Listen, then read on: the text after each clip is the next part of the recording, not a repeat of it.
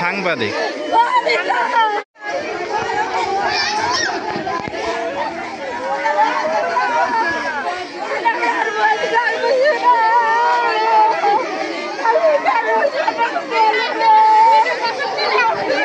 সাংবাদিক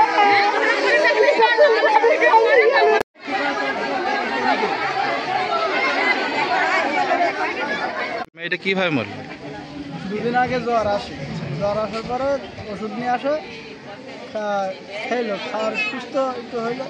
তারপরে যে কালকে রাত্রি ওখানে ভাত, দুতলার ভাত খাই, খাওয়ার পরে এই ওষুধটা খাতে গিয়ে আধখানা পড়ি, খাতে গিয়ে গলায় বেঁধে যায়, দিয়ে তারপরে সাথে সাথেই হসপিটালে নিয়ে যাওয়া হয়, তারপরে মারা যায়।